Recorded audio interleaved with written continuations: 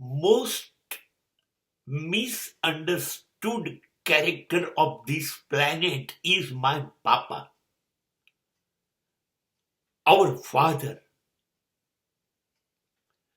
આ દુનિયામાં જો કોઈને સૌથી વધુ અન્યાય થયો હોય, કોઈ સૌથી વધુ સમજી ન શકાયું હોય, એવું જો કોઈ પાત્ર હોય તો એ છે પિતા, દરેક સંતાનોનો બાપ. હા, કવિઓએ, લેખકોએ, સમાજે, સંતાનોએ, દરેક જણાએ વજન આપ્યું છે, ઈશ્વર કરતા વધુ, પણ એ માને આપ્યું છે, અને એ સાચું પણ છે.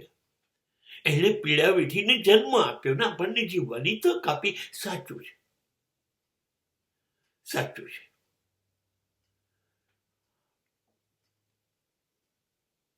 પણ એક બી જે હતું, એને સૂર્યપ્રકાશ, એને હવા, એને પાણી, એને ખાતર, એની કાળજી, એને નુકસાન ન પહોંચે કોઈ પશુ, ત્યારે એ વૃક્ષ બન્યું છે. ધીરે ધીરે પહેલા તો એ ફૂટે છે, પછી એનું રક્ષણ, અને પછી એ વૃક્ષ બને છે. પછી એમાં પાંદડા આવે છે, ફળ આવે છે, ફૂલ આવે છે. પણ એ પાણી કોણે નાખ્યું, ખાતર કોણે નાખ્યું, જાળવણી કોણે કરી, એને સાચવ્યું, બચાવ્યું કોણે? એ પિતાએ.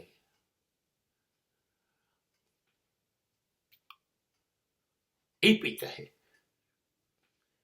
અહીંયા માને અન્યાય કરવાનો કોઈ સવાલ નથી, પણ જે પિતા ઓફિસમાં જાય છે, ધંધા ઉપર જાય છે, નોકરી ઉપર જાય છે, સવારથી સાંજ સુધી, અને પૈસા લઈ આવે, એ પૈસા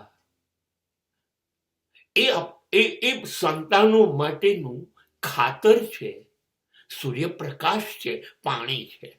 એટલે આપણે ઉછળતા ગયા. એ સ્કૂલની ફી, એ કોલેજની ફી, એ આપણા કપડા, એ આપણું વાહન, એ આપણું મોજ શોખ, આપણી જુદી જુદી વસ્તુ શીખવાની, તાલાવેલીની માટેની ફી, આપણા ટ્યુશન ક્લાસીસ, આપણું પોકેટ મની, આપણા વાહનોનું પેટ્રોલ, આપણી દિવાળીના ફટાકડા, આપણી ઉત્તરાયણના પતંગો, આપણી નવરાત્રીની ટિકિટો, ગરબા, આ બધાના પૈસા કેવી રીતે આવે, ક્યાંથી આવે, કેવી રીતે આવે?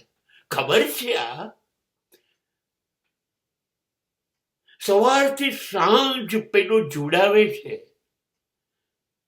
ગધેડા હોય ને એને થોડો આરામ મળે, અને નથી મળતો.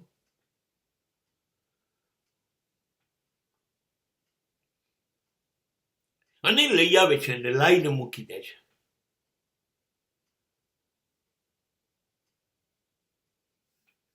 તમે વિકસો બસ.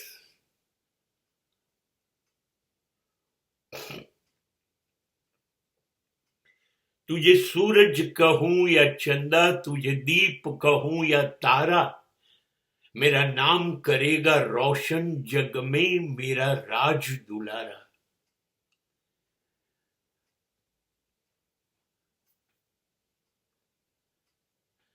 અને એમને નથી થતું અહીંયા. દરેક જણ અંબાણી અદાણી નથી, બિલ ગેટ્સ નથી. બહુ મુશ્કેલીથી પૈસા લાવે છે, અને એટલા જ આવે છે જે હંમેશા ઘરને જરૂર હોય છે ને એના કરતા ખૂટતા હોય છે. તો બેલેન્સ, સમતોલ કેવી રીતે જાળવવું? એ પછી પોતાના બૂટ છે ને નથી બદલતો 5 વર્ષ. એ નથી બદલવાનો 5-7 વર્ષ સુધી શર્ટ અને પેન્ટ. એ નથી એની બાઇક નવી લાવવાનું. એ નથી નવરાત્રી મહોત્સવ ઉજવવાનો. એ નહીં જાય દિવાળીમાં નૈનીતાલ, દાર્જિલિંગ, નેપાલ, કાશ્મીર. એ બધું પોતાનું કાપે છે. એ ભાખરીને છૂંદો ખાઈ લેશે, પિઝા નહીં ખાય.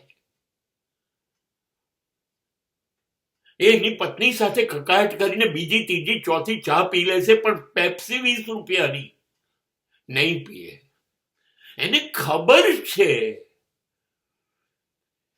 દિવાળીનો આ ખર્ચો છે, નવરાત્રીનો આ ખર્ચો છે, આ ફી ભરવાની છે, આ સ્કૂટર એને બાઇક અપાવ્યું એનો હપ્તો છે, એને કપડાં અપાવવાના છે, એને બૂટ અપાવવાના છે, એને ફરવા મોકલવાનો છે, એની સ્કેટિંગ, એની સ્વિમિંગ, એની ડાન્સિંગ, આ બધી ફી ભરવાની. આ પહેલો માણસ છે કે જે પોતાના માટે નથી કમાતો, કમાય છે પોતે, પણ સંતાનો માટે કમાય, કુટુંબ માટે કમાય. કેટલીક વખતે તો ગધેડાઓને શરમ આવતી હશે, એટલો ભાર એકલો ઉપાડે છે, અને છતાંય નોંધ નથી લેવાતી. અને છતાંય કદાચ નવી પેઢી ક્યારેક જ્યારે એવું કહી દે છે, તમે ના બોલો ને પપ્પા, તમે ના બોલો, આમાં તમને ખબર ના પડે.